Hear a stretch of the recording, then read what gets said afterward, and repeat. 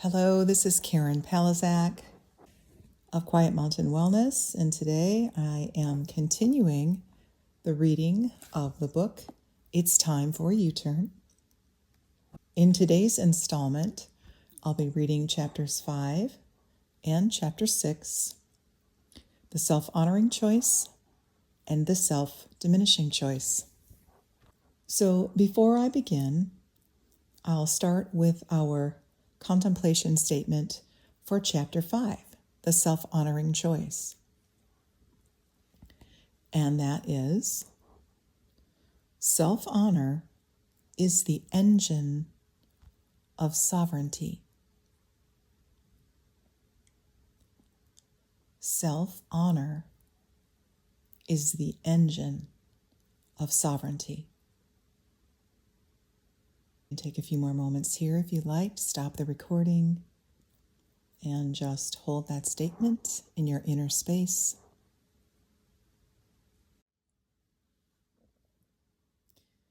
Okay. Chapter 5, the self-honoring choice. In the simplest of terms, a self-honoring choice is one that you could take every single day, and in one way or the other, it would create a small upward momentum. This momentum would uplift your mind and body to be healthier, stronger, less fearful, more positive, energetic, and capable every time. It is a choice that always expands and elevates our consciousness. These choices also help us create a map to move out of our current conditions toward those with greater meaning, to where we really want to go. Each of us will have a path as unique as our own fingerprint. Yet, our paths will all lead us to alignment with a higher version of ourselves. We must realize our choices are the most powerful commodity, especially when we use them with authority to honor self. And that is the capital S, self. Self-honoring choices are the guideposts on the road to well-being, transmutation, evolution, and most importantly, self-love. They guide and empower the true capacity of our free will and therefore our individual realities. Self-honor is not the same as self-sacrifice or other honoring, because these choices have the capacity to drain us or trigger us in egocentric ways, and therefore may not always elevate. We don't need to martyr ourselves or artificially elevate ourselves on the path of self-honor. This is because self-honor naturally reconnects us to our best self. Therefore, the self-honoring choices you make will be only about you being your best you. This is not indulgent or sacrificial, since when we grow into a more evolved, sovereign version of ourselves, we also lift up those around us. And inevitably, we become an inspiration for others without doing anything directly for others. This is an important difference.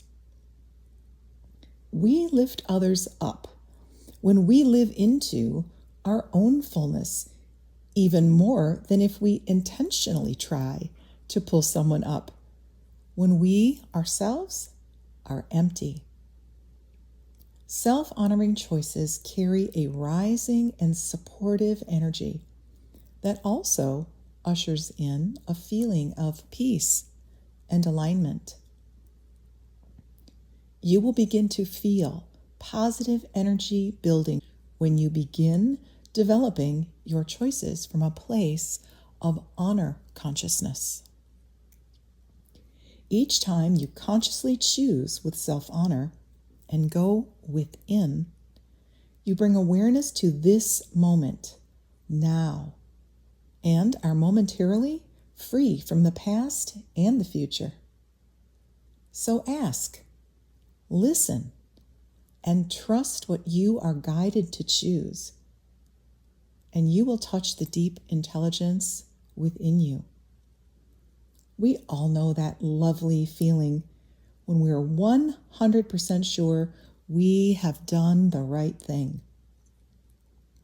Your heart feels light, and you feel clear, positive, and spacious on the inside. You smile from within, from your wholeness. You may feel a deep calm in your belly that comes from that alignment, or sense a warm electric energy in your whole body. You will also feel an inner validation of sorts for your honorable choices as a momentum of peace and positivity begin to come alive. This momentum grows stronger and more supportive and becomes a loving and guiding force.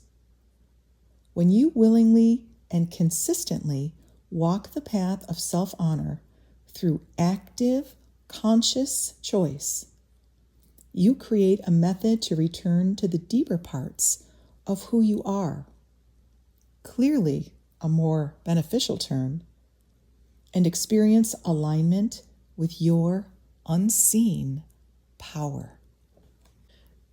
There are many reasons, explanations, and excuses our minds can give us for not taking action. However, we must gather our resolve to take action anyway if we expect to ever feel in command rather than victims of our day-to-day lives. Norman Vincent Peale puts it this way: action is a great restorer and builder of confidence. Inaction is not only the result, but the cause of fear. Perhaps the action you take will be successful. Perhaps different actions or adjustments will have to follow. But any action is better than no action at all. Make a move. End quote. As we build and refine the skill to take self-honoring actions, we leave less to chance and learn to master our circumstances and eventually our lives. The move towards self-honoring choices creates a loving partnership with your body where there is alignment, acceptance, appreciation, and cooperation. Through the lens of self-honor, we choose what is best, noble, intelligent, and in support of our highest self. Source, intuition, soul, or the divine within. It doesn't matter what you call it. What matters is that we turn toward it by bringing ourselves into present awareness and ask, what is the most self-honoring choice I can make right now? And then we ask it again and again. Your answer may show up from an action as simple as pausing to collect your thoughts before you speak, or taking an intentional breath of fresh air before entering your work or home, to choosing to say no to a request made of you that you know cannot be done with relative peace or joy. On a busy day, the answer might be to take 15 minutes for yourself, rather than try and do just one more thing on your to-do list. Or to take the time to cook something nourishing for yourself in lieu of eating something processed or simply convenient. Check in by asking yourself, How will I feel about this choice in an hour? At the end of the day? Tomorrow? Will I be glad that I chose it? Or will I feel a sense of regret, like I am not caring well for myself? When you feel uncared for, or are needing or hoping for others to care for you, that can be a reminder that you might do well to begin choosing more nobly for yourself. Self-honor builds your sovereignty, because truly this can never be built by another. It is not someone else's responsibility. This type of radical responsibility helps us to organize our inner world and creates a new lens with which to organize our outer world. As we all learn to choose responsibly and consistently with honor to self, we can meet life with a fuller cup. It is in that coming back to self that you will gain control of feeling honored and will no longer have to wait or hope for another to do it for you. This way, each time we choose with self-honor, we take another step towards true freedom, sustainable happiness, and growth. Each time we create another opportunity to break through old glass ceilings, those old beliefs about our bodies and selves that limit us. Seeing through the eyes of self-honor is like living at the hub of the wheel, watching life spin around you instead of being spun. The lens of self-honor provides a healthy barrier, protecting us from constantly being pulled outside of our peace and stability and into the chaos that may be surrounding us. We find a solid foundation here at the hub, the place where we continuously return by asking for clarity from the intention of nurturing our highest self. So then, why don't we do it? The simplest answer may be that it is not familiar, as most of us have not ever learned this skill. It's always easier to stay with what you know than to stretch into new territory. We may feel lack of time is a valid explanation for not choosing with self-honor in a consistent way. In this way, time may get a bit of a bad rap because we often feel it is the enemy or the ultimate dilemma. In defense, I offer you this.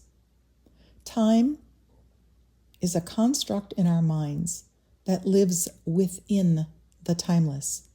It is not itself the timeless. Time is a tool of measurement that gives us a frame in our days and provides us the playing field for which we can intentionally measure our evolutionary progress.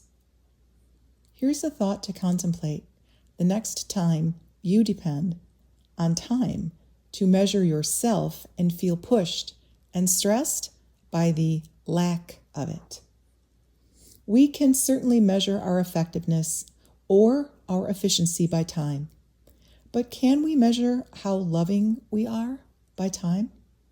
How happy we are, or how generous, forgiving, patient, or joyful we are by time? Of course not. Perhaps these qualities are more important than measuring and assessing our worth, value, or happiness according to our time management skills. Timelessness holds every event, every choice, every moment, everything. When we connect with it, it also becomes the path to unshakable wholeness. Our wholeness is always in our hands. Often, that wholeness seems very far off, especially if we've had some big life challenges or are always so busy we rarely slow down. Yet, what is so incredible about one single self-honoring choice is just that. It is just one single choice. It is a most accessible step on our way to stability, peace, and sustainable energy. Baby steps that add up to so much more. By committing to this action, you become both teacher and student, guiding yourself and receiving the fruit of the action. You can also consider this a reparenting of yourself. Think of yourself as a toddler as you walk this path of self-honor. Remember the determination a toddler displays when learning to walk. Each time toddlers fall down, they learn something new, creating a valuable feedback loop. Each time a toddler falls down, we say, "Good job, try again," rather than, "Wow, what a loser." My point here is don't forget to offer yourself a healthy dose of compassion and encouragement at every turn. Just as toddlers build muscles physically, mentally, and energetically to walk and then run, we can do the very same when we build the muscle of self-honor. This building process comes out of the desire put in us as the natural drive to become. Then one day, through all the adjustments and repetitive, honorable choices, we too create a powerful undercurrent, moving us to the places in life desired most deeply, with a momentum that continues to build. This is when we create a positive new groove for our lives to move in. We become more unshakable versions of ourselves until we are not just walking, but running. Remember this truth. The higher the quality of my choices, the higher the quality of my life. These are sacred proportions as well as a wonderful little mantra to use when you are embracing the work of making more self-honoring choices. Cheats won't sustain us on our path to self-honor and sovereignty. Walking your path of becoming with self-honor is like driving a Maserati toward your goals and dreams, while walking a self-diminishing path will get you there about as fast and as fun as riding a unicycle backwards up a hill.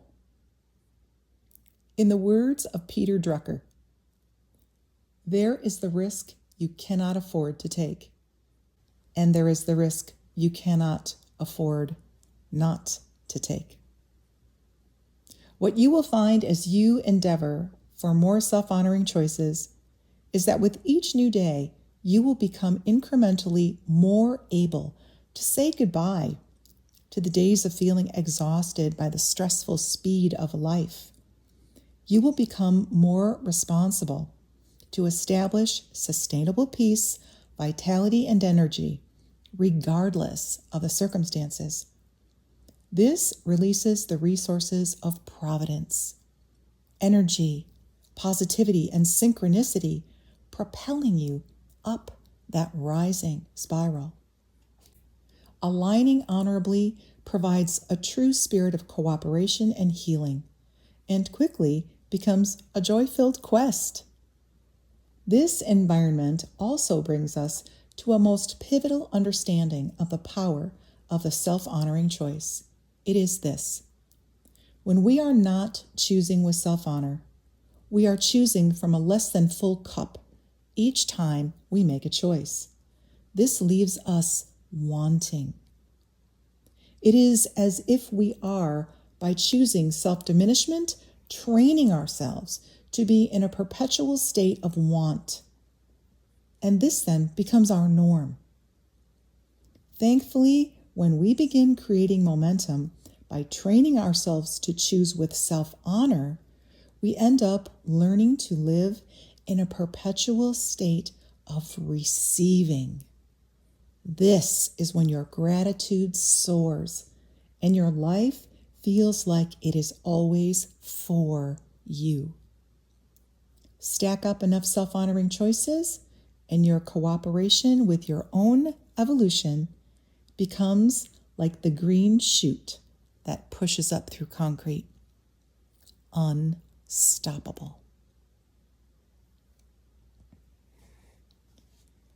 And that's the end of chapter 5. Let's revisit our contemplation statement.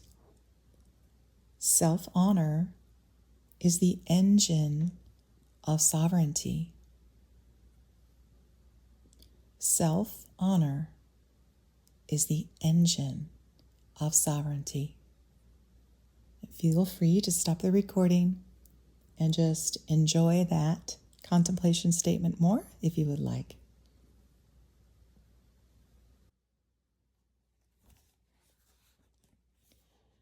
Chapter 6, the self-diminishing choice. And our contemplation statement for this chapter is this: how you choose depends on only one thing: your current understanding of the true self. I'll stay here for just a few more moments, and I'll repeat. How you choose depends on only one thing: your current understanding of the true self.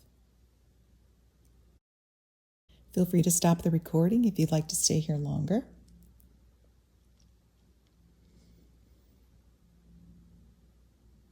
Chapter 6, the self-diminishing choice.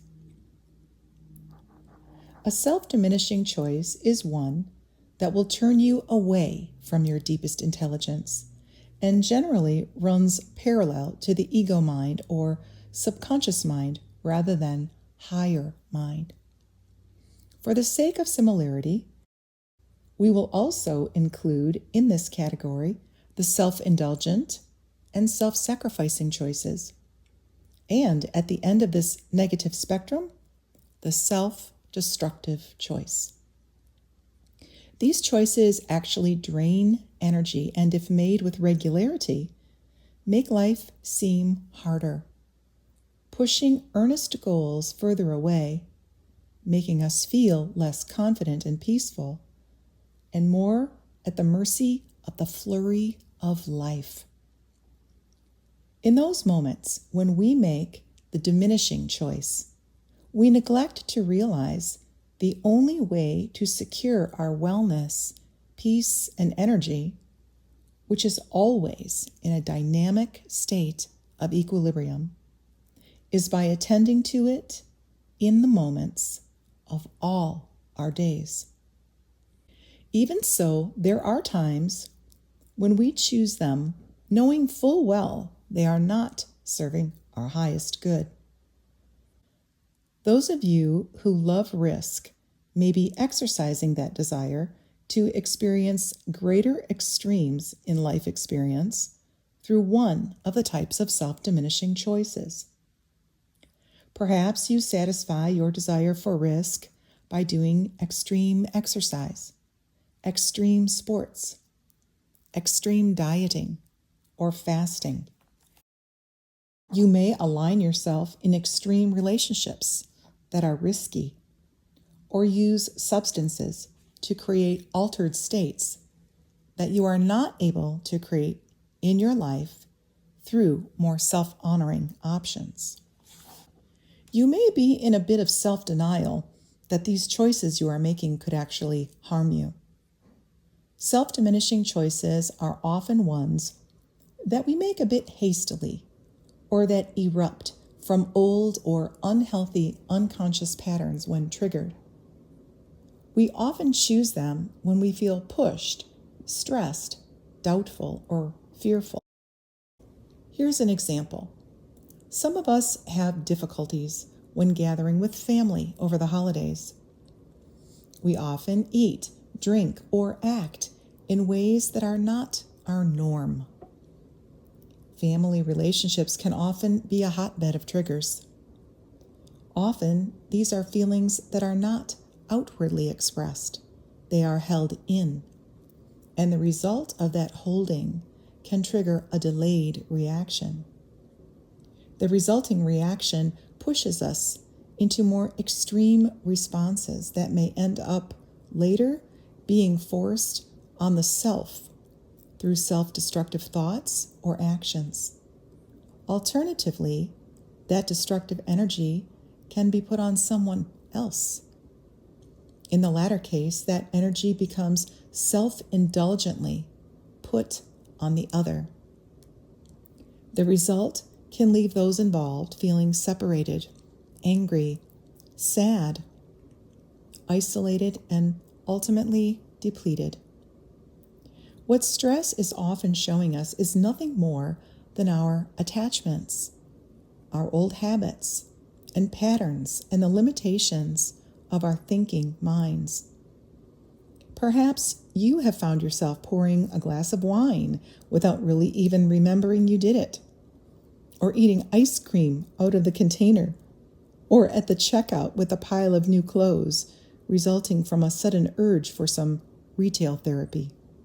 If so, you have experienced a self-diminishing choice. Often we self-indulge because we are in need of comfort, or we may simply feel we deserve it. Of course, we do have control of many of the choices we make, and there are times when we all consciously make self-diminishing choices. That said, let's face it, many of us have, without consciously realizing it, learned to choose with less than honor through ancestral or parental habits, which may have been subconsciously imprinted. This simply means by living with another person, we may pick up and begin emulating one's tendencies, which become imprinted on us.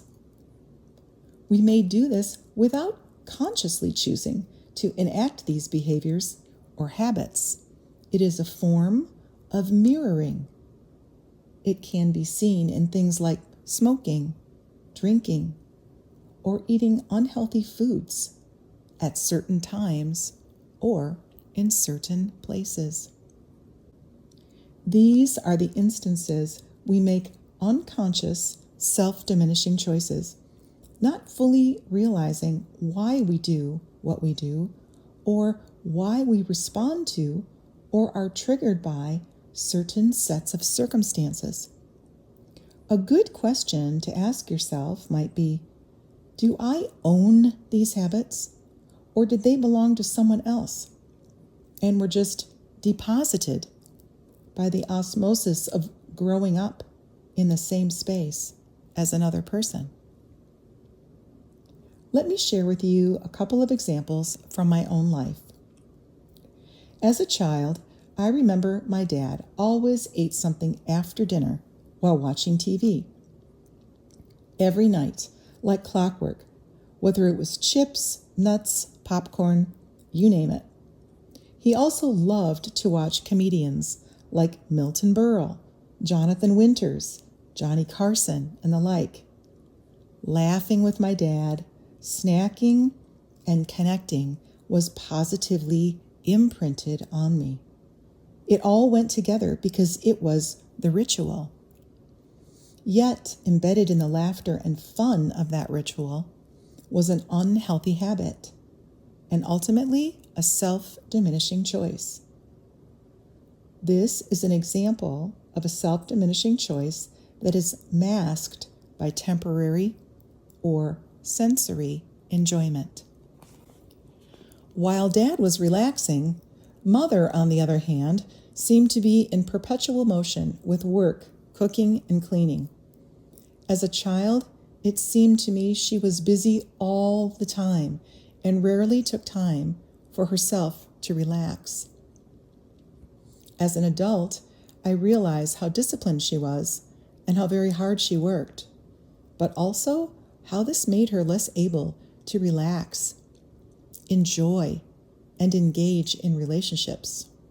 A sacrifice because her work was seemingly never done. Her sense of responsibility and determination was impressive, but I would have loved to see her enjoying more freedom and fun. My mother's example would be a choice that likely came from self-honor, but is masked with self-sacrifice because the need for a natural balance of relationship, work, and play was disturbed. It could not consistently bring positive energy or elevate. Obviously, self-diminishing choices take a toll over time, if not corrected. I feel very fortunate because I have woven into my life what I perceive as many of the positive qualities modeled by both my parents, and I do my best every day to take responsibility for creating my own healthy balances. The more aware we become, the more we can make a conscious choice beyond the presence of a diminishing pattern. In essence, we can be in relationships without having to hold or share others' patterns in our lives. We all have patterns born of our own life experiences, good, bad, and indifferent. And we can choose to consciously stand at that hub that I mentioned earlier and see that we do not need to be pulled into the habits of others in order to be connected to them. Using your awareness, you can, therefore, choose freely and uniquely, creating a stronger connection to your own inner voice. This gives the power to engage in the parts of the ritual that you consciously enjoy without those that are self-diminishing. This pushes you upward on the spiral of well-being by strengthening your ability to live more authentically. In some cases, like smoking for instance, we may feel we're doomed or defeated by a choice we somehow can't control. You may have heard people say things like, "Everyone in my family smokes, so I do too." Or, "My mom and her mom had cancer, so I will probably have it too." That is the energy of being pulled into the chaos, into the self-diminishing quality of a pattern, and out of a place of conscious self-honor. Here, rather than making small, honorable choices, we find ourselves putting up with feelings or habits we believe we cannot control. So we do not even bother to put in the effort to build the momentum for change. This is why consciously choosing is so important. Unconscious self-diminishing choices can take us down, but do so in many ways rather secretly. It's as if they do it without our permission. We may not realize with every cigarette we are edging closer to cancer, or with every bowl of chips we might be moving closer to issues with high cholesterol, or by overworking we may be dissolving the bonds of relationships with those we treasure most. That is, of course, until the bottom falls out and we can no longer remain seemingly unaffected. I'd like to introduce you to 2 Sanskrit words that may be helpful in further understanding the concepts of the self-honoring choice and self-diminishing choices. They are Shreya and Preya. Shreya can be categorized as the choices we make that are truly helpful. We could liken them to the self-honoring choice because they are also generated from our higher awareness, the inner self, and always elevate. Preya can be thought of as merely pleasant and are the choices generated by a desire for gratification and are more in service to the senses. They can be helpful in some contexts where Shreya and Preya intersect, such as taking a walk outside on a beautiful day. It is both pleasant and good for us. But in general, choices that come from Preya are less about choosing for the big picture or highest good of our lives. Within these parameters, we can understand that while a pleasant choice may have the capacity to be a helpful one, a pleasant choice may also not be truly helpful and may only be taken in service to adjusting the feeling state. For example, a child wanting to eat dessert before dinner, or an adult who would rather watch television than exercise. On the other hand, Shreya, that which is truly helpful, may not always be particularly pleasant, especially in the short term, as it asks us to choose beyond our senses and with higher awareness. This can also be viewed as Preya being used to generate perhaps a less mature choice, while Shreya can be depended upon to select the most mature and helpful choice. This distinction will help you as you move forward in refining your ability to discern your own choices. As we embark on the journey of self-honoring choices, it is important for us to clearly understand how to avoid the mask of self-diminishing ones. Self-diminishing choices may seem a bit innocuous in the moment and can hide behind a mask of being falsely helpful or nourishing. This quality gives them the ability to rather insidiously, clandestinely push us toward diminishment. If chosen with consistency over time, they can even become powerfully self-destructive without our consciously realizing it until we find ourselves in trouble.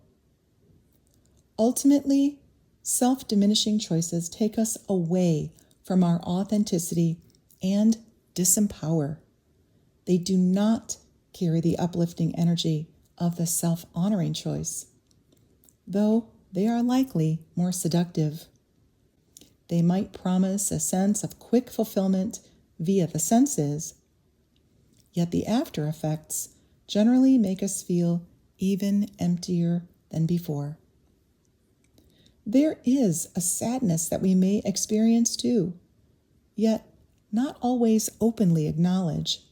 This sadness often comes when we recognize our weakness around choosing well. In those moments when we cross over into a quiet or deeper awareness within ourselves, we somehow know we have chosen in ways that are less than kind or noble. This is when we can feel or see the negative results of our quick fix, sense-oriented choices affecting the quality of our lives in negative ways. Often we tell ourselves that it won't matter or that we have some justification for making a self-diminishing choice that is somehow logical in that moment. Yet each time we choose it, deep down, we know this is a form of self-betrayal, and it carries a negative energy that makes us feel less powerful than we truly are. This simply cultivates more fear and doubt, rather than developing the energy, confidence, and peace of the self-honoring choice. It could be said that self-diminishing choices represent the short game, where eventual disappointment or lack may be found. The self-honoring choice is often the long game, where the path to ultimate victory awaits. And this ends chapter 6, the self-diminishing choice.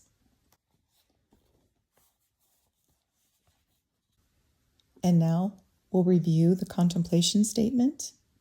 It is this: how you choose depends on only one thing: your current understanding of the true self.